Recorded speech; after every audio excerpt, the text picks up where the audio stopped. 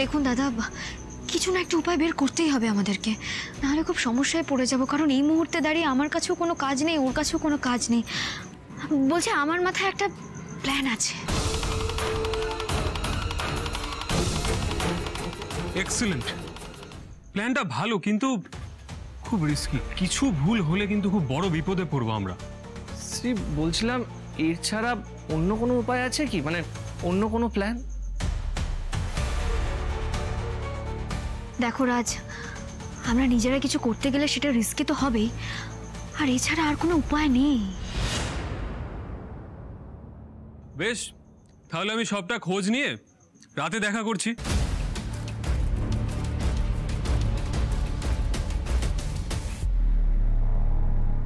এখনো এলো না। এখন এই কটা বাজে? 8টা। 8টা বেজে গেল।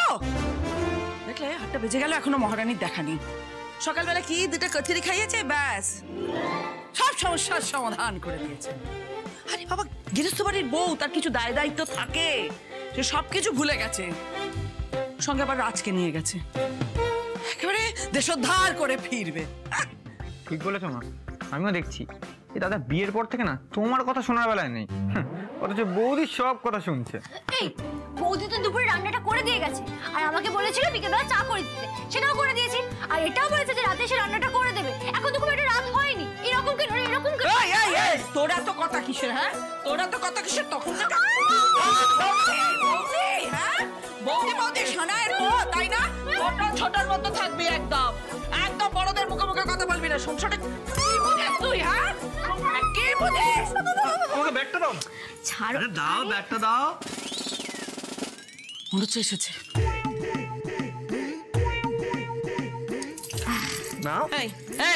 এই মেয়ে, সে কোন সকালে বেরিয়েছিস, আর এত দেরি হলো ফিরতে? সংসারের দায় দায়িত্ব নিয়ে তো কোনো জ্ঞানই নেই তো। মা, আমরা একটা ইম্পর্টেন্ট কাজে বেরিয়েছিলাম। যে ইম্পর্টেন্ট কাজেই বেরোস না কেন? এতগুলো লোকের রান্না বান্না তো সে বাড়ির বউ তো করবে, সব ভুলে বেড়ে দিয়েছে। মা আমি কিচ্ছু বলিনি মা, রাগ করবেন না প্লিজ মা। আমি জানি অনেকটা দেরি হয়ে গেল, আমি এক্ষুনি রান্না বসিয়ে দিচ্ছি মা। চটপট করে রান্না বসিয়ে দেবো, হয়ে যাবে, সময় লাগবে না। তোমাকে সাহায্য করতে আসছি। দাঁড়া, এদিকে দেখি তোকে, দেখি একটু ঘুরে ঘুরে দেখি তোকে। হ্যাঁ, তুই আমার ছেলে নাকি? এই দেখ, তোদের নাকি দাদা, চিনতে পারছিস? আমি তো চিনতে পারছি না। বাবা, এতটা বড় হলি, কোনোদিন তো রান্নাঘরে ওই পর্যন্ত যাসনি। সকাল থেকে শুধু মা খেতে দাও, মা খেতে দাও, মা খেতে দাও। এখন যে বউ গেছে রান্নাঘরে, আপনি পিছু পিছু যাচ্ছিস। বাবা, বউয়ের একবারে আঁচল ধরা হয়ে গেছিস। মা, তুমি না কি সব বলো, আমি বুঝি না। দেখো মা, শ্রী খেটে খুটে টাকা জোগাড় করেছে। কেন জোগাড় করেছে? পাওনাদারদের টাকা ফেরত দেবে বলে। দেখো মা, আমাদের টার্গেট প্রতিদিন পাওনাদারদের টাকা আমরা এক এক করে মেটাবো, বুঝলে? তাই আমারও তো দায়িত্ব ওকে একটু সাহায্য করা।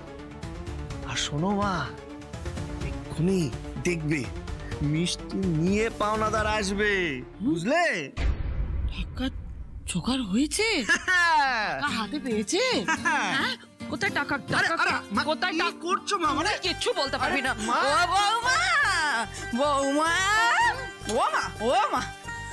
এদিকে এসো তো মা, এদিকে এসো। বলছিলাম যে টাকা পেয়েছে। হ্যাঁ, টাকা পেয়েছো?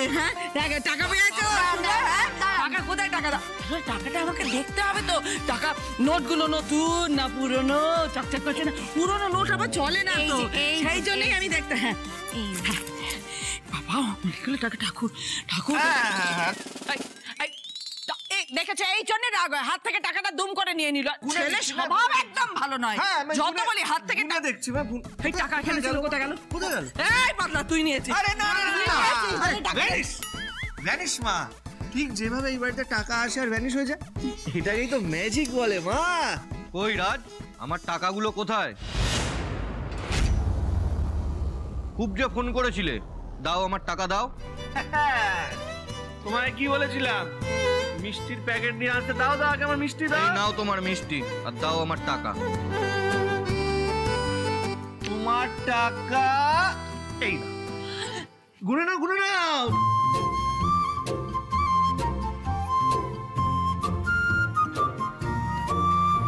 ঠিক আছে তো বলো একজন। হ্যাঁ, বাড়িতে যা সব হচ্ছে না, আমি আমার নিজের চোখে বিশ্বাস করতে পারছি না, জানো? তবে একটা কথা মানতে হবে, বৌদি কিন্তু এই বাড়িতে আসার পর থেকেই 4-6 মারছে। এই পার্টিবাজ, এই তো একটু আগে মায়ের কাছে দাদা বৌদি নামে সায় দিচ্ছি, আর অন্য সুযোগ করে বৌদি লাইনে ঢুকে এই শোভা, আমাদের সব পাওনা আজ মিটিয়ে দে।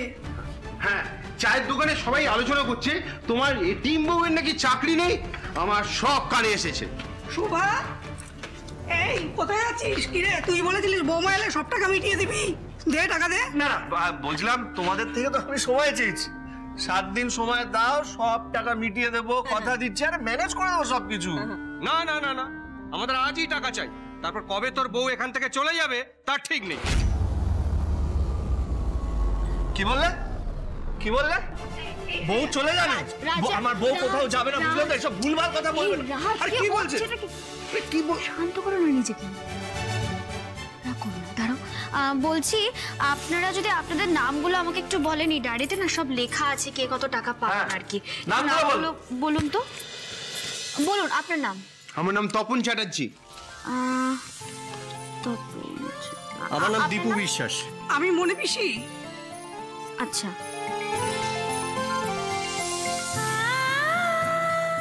এই যে এখানে লেখা আছে আপনারা কে কত টাকা পাবেন। আমি আপনাদেরকে একটা ডেট বলছি, আপনারা না সামনের মাসের 5 তারিখে আসুন, টাকা পেয়ে যাবেন। হ্যাঁ, তার আগে এলে টাকাটা পাবেন না, তবে লেটও হবে না। বিশ্বাস করতে পারেন আমাকে, আর বিশ্বাস না হলে বাকি যারা পাওনাদাররা রয়েছেন তাদেরকে জিজ্ঞেস করে নেবেন, সবাই সময় মতো টাকা পেয়ে গেছে। আসুন। এই চলো, 5 তারিখেই আসবো, চলো।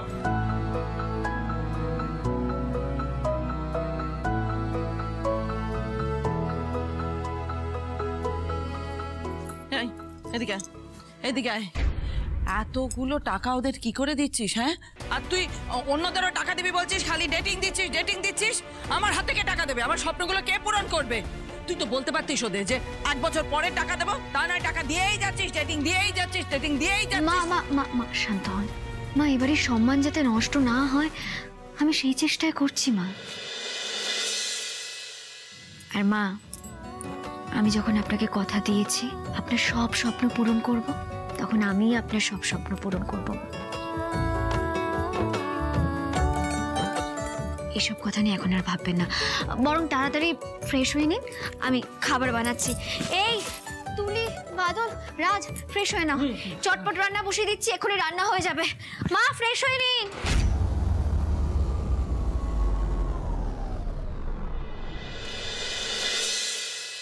মা, চলে আসুন, খাবার রেডি আছে।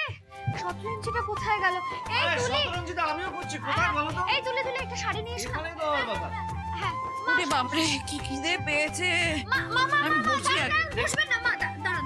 এই এসো তাড়াতাড়ি, আমার হাত একটা বলছে। এই বাদল, আমি খাবারগুলো নিয়ে আসছি, দাঁড়াও।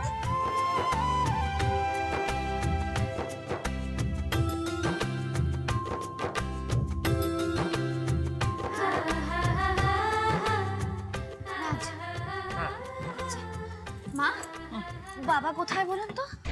কে জানে, ঘরে তো ছিল, কোথায় গিয়েছে কে জানে মরণ দশা। বাবা কোথায় বেরোলো দেখলাম না তো।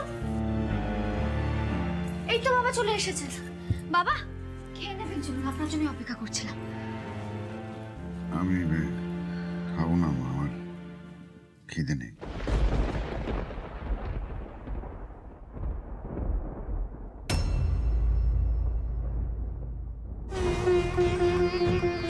আপনি আবার আজ হঠাৎ করে বোতল নিয়ে এসেছেন বাবা? আপনি তো আমাকে কথা দিয়েছিলেন যে আপনি আর কোনোদিনও মদ ছোবেন না, তারপরেও আপনি কথা রাখলেন না। আপনার সঙ্গে আমাকে আলাদা করে কথা বলতেই হবে। কি বললো কি রে? হ্যাঁ, মানে বাবা কি খাবে না? ওদিকে চলে গেল, মানে একসঙ্গে খেয়ে নিলে ভালোই হতো। না না রাজ, তোমরা খেয়ে নাও, পরে খাবেন। শ্রী, তুমি খাবেন? আমি স্নান সেরে খাবো। খাও না, এই তোমরা খাওয়া শুরু করো।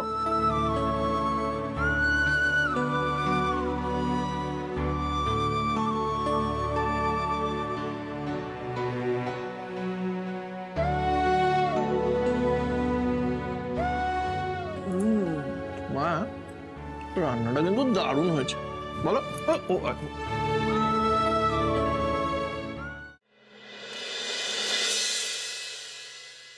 রনি, রনি তোকে কিন্তু আমি এখানে ডেকেছি তার একটাই কারণ, শোন আমার কথাটা। উফ, আমি বলেছি বাড়ির প্রত্যেকটা লোককে যে তোর ওই 10 লাখ টাকাটা ইমিডিয়েটলি লাগবে, ইমিডিয়েটলি মানে ইমিডিয়েটলি। হ্যাঁ, আর তুইও পারিস একটু ফোন করে টাকাটা চেয়ে একটু তাড়া দে না ভাই। এটা আসতে বল।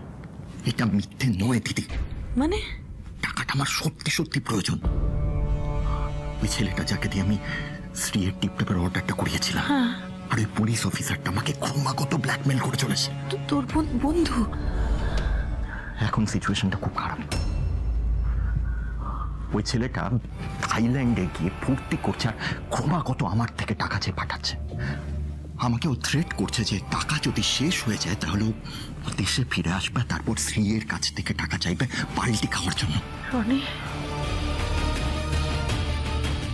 আর ওই পুলিশ অফিসারটা, আরে ওকে তো আমি আমার বন্ধু ভেবেছিলাম, তার জন্য শ্রীয়ের কেসটা ওকে হ্যান্ডেল করতে দিয়েছিলাম। কিন্তু ও তো আরো বড় ধুরন্ধর। তুই জানিস ওর জন্য আমি কি করেছি? দামি ফোন থেকে আরম্ভ করে ওর বাড়ির ফ্রিজ, ওয়াশিং মেশিন সবকিছু আমি কিনে দিয়েছি। এখন একটা পুরো ফ্ল্যাট না ওকে কিনে দিতে হয়, কিন্তু তাও কিছুতেই ওর পেটের খিদে মিটছে না। আমি বুঝতে পারছি না দিদি, আমি কিছুতেই বুঝতে পারছি না আমি কি করে এতগুলো টাকা এখন জোগাড় করব। আর দিদি, আমি যদি টাকাটা জোগাড় করতে না পারি তাহলে কিন্তু আমি ফেসে যেতে পারি। তুই প্লিজ কিছু একটা কর, প্লিজ। আমি তো নিজেই বুঝতে পারছি না, তুই আমাকে যা শোনালি ভাই, আমার তো রাতের ঘুম যাবে। না তুই এসব নিয়ে টেনশন করিস না, আমি সবকিছু সামলে নেবো, সবকিছু বন্দোবস্ত করে দেবো আমি। তুই শুধু বাড়ির দিকটা একবার সামলা। তুই বুঝতে পারছিস না রনি কি হতে চলেছে? তুই কি পাকাপাকি বন্দোবস্ত করবি? সিচুয়েশন তুই কি করবি ভাই? কি হবে এখন? আমি শ্রীয়ের এমন ব্যবস্থা করব যাতে ও আর কোনোদিন কোমর সোজা করে উঠে দাঁড়াতে না পারে। তাহলেই একমাত্র দুদিকটা সামলানো যাবে, এছাড়া আর কোনো উপায় নেই।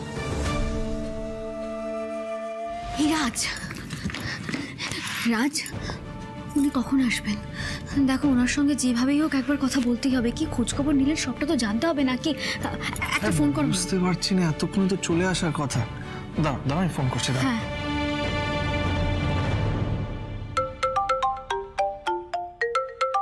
ওই তো। কি ব্যাপার বলতো? অনেকক্ষণ ধরে অপেক্ষা করছিলাম, কিছু জানতে পারলি? হ্যাঁ, জানতে পারলাম। থানার ভেতর থেকে খবর পাচ্ছি এই ফাইলটা এখন ওদের কাছে সোনার ডিম দেয়া হাঁসের মতো হয়ে গেছে। ওরা এটা নিয়ে সম্ভবত অন্য কিছু প্ল্যান করছে।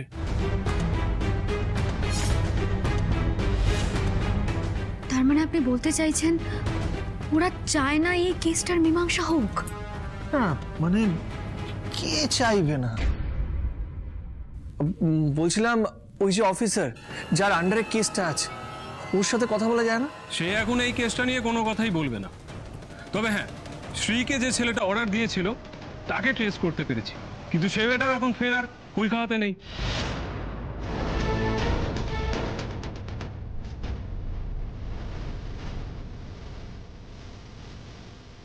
বুঝতে পারছি, আমি সবটা বুঝতে পারছি রাজ। আমি এবার নিশ্চিত যে কেউ একজন আছে যে এই কাজটা করছে, যে ষড়যন্ত্র করছে আমার বিরুদ্ধে, এখনো অবধি করে চলেছে। শুধু বুঝতে পারছি না, জানো তো, কেন এই কাজটা করছে, কি ক্ষতি করেছি আমি তার? আমি তো কারোর কখনো কোনো ক্ষতি করিনি। কেন করছে বলো তো? আমি কার ক্ষতি করেছি বলো, কেন করছে? আমার মনে হয় ওই প্ল্যানটাই এক্সিকিউট করা ছাড়া অন্য কোনো উপায় নেই।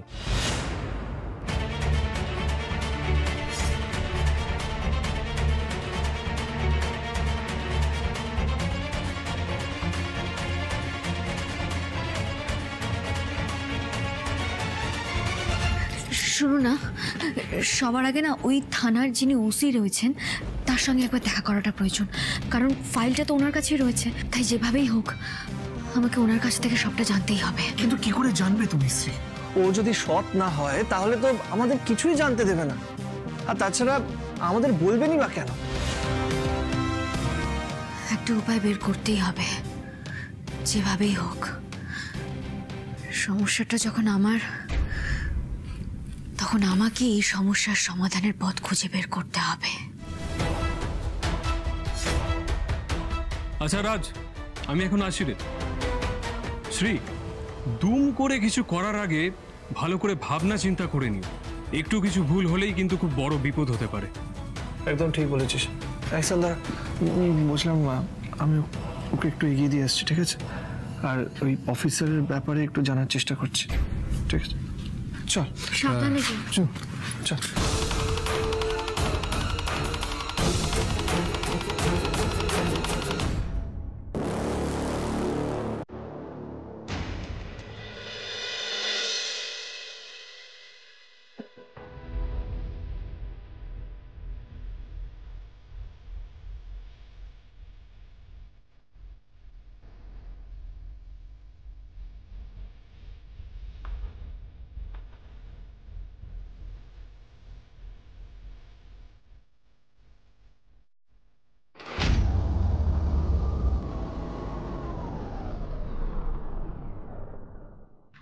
বাবা,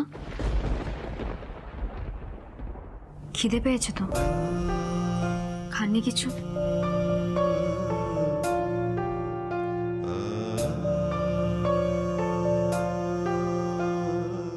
না খাবার না, মদ খাননি? ধরা পড়ে গেলাম, এই জন্যই তো তুমি আমার ক্যাপ্টেন। কেন করলেন বাবা? আপনি তো আপনার ক্যাপ্টেনকে কথা দিয়েছিলেন যে আপনি আর কোনোদিনও মদ ছোবেন না, তাহলে? আমি আমি মদটা কিনে এনেছিলাম ঠিকই, বিশ্বাস করো। আমি খেতে গিয়ে বোতলটা ঘরে রেখে দিয়েছি মা। আসলে কি জানো ক্যাপ্টেন, হতাশা আমাকে এমন ভাবে জড়িয়ে ধরেছে যে পালানোর জন্য আমি ওই মদের দোকানে গিয়েছিলাম, মদটা কিনলাম, তারপরে তোমার মুখটা মনে পড়লো ক্যাপ্টেন। আমি আমার ক্যাপ্টেনকে কি কথা দিয়েছিলাম সবটা আমার মনে পড়লো। আমি তারপরে বাড়ি চলে এলাম। মা, আমি সত্যি মদটা খাইনি মা, আমি রেখে দিয়েছি। আমি জানি, আপনি না বললে আমি বুঝতে পারছি আপনি নেশা করেননি, কিন্তু বাবা কি জানেন তো,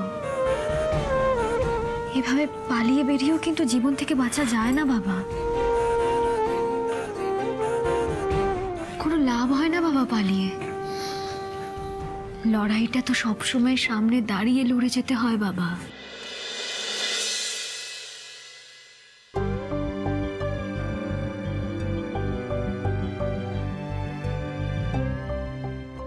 খাবার নিয়ে আসছি, দাঁড়ান, খেয়ে নেবেন। দাঁড়ান বাবা।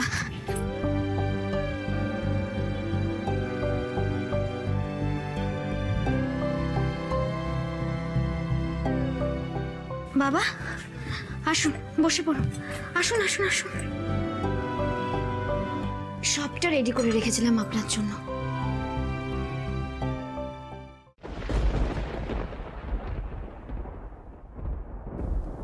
তুমি নিজে খেয়েছো ক্যাপ্টেন?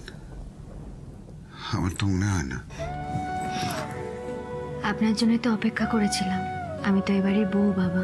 বাড়ির কেউ যদি এভাবে অভুক্ত অবস্থায় থাকে, তাকে ফেলে রেখে আমি কি করে একা খেয়ে নি বলুন তো? বাবা, আমি আছি। বাবা কোথায় যাচ্ছেন? বাবা, বাবা, আরে এসো এসো এসো এসো মা, এসো এসো এসো এসো এসো, বসো বসো বসো বসো বসো বসো বাবা, বসো। আসলে জানো মা, আমাদের তো খুব অভাবের সংসার। সকালবেলা যে ঘটনাটা ঘটলো, তারপর তোমরা চলে গেলে, ফিরতে তোমাদের দেরি হচ্ছিল। আমার খুব ভয় হচ্ছিল ক্যাপ্টেন।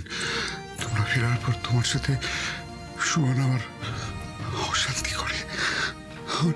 আমার খুব খারাপ লাগে ক্যাপ্টেন তোমাকে এভাবে বলে শোভা, কিন্তু আমি ভাবতে পারিনি তুমি এত সুন্দর করে পুরো ব্যাপারটাকে সামলে নেবে। আমি তো আপনার মেয়ে আর আপনার ক্যাপ্টেনও, তাই আমি কিন্তু আপনাকে বলে দিচ্ছি বাবা, আপনি ভুলেও আর কোনোদিনও ওই মদের দোকানের থেকে পা বাড়াবেন না, কথা দিন। আমি চেষ্টা করবো ক্যাপ্টেন, আর যাবো না, আপনার চেষ্টা করবো। খাবারটা খেয়ে নিন, খিদে পেয়েছো তো?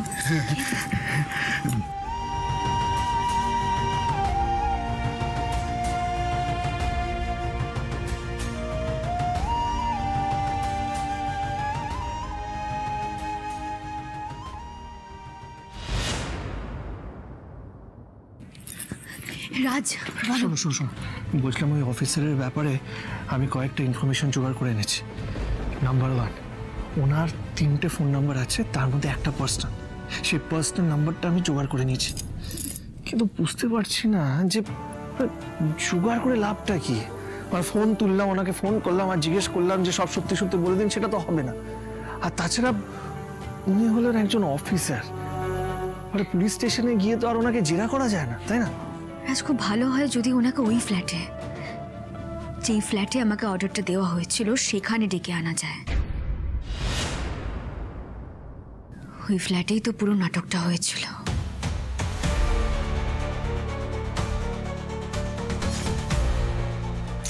শ্রী, তোমার কি মাথা খারাপ হয়ে গেছে? কি ভুলভাল কথা বলছো? উনি একজন অফিসার, আমরা ওনাকে ডাকবো আর উনি চুপচাপ ওখানে চলে আসবেন, তা কখনো হয়? অন্য কোনো উপায় ভাবো। বাবা, খেয়ে নেবেন, চলুন, আপনার জন্য অপেক্ষা করছিলাম। আমি খাবো না মা, আমার খিদে নেই। আইডিয়া।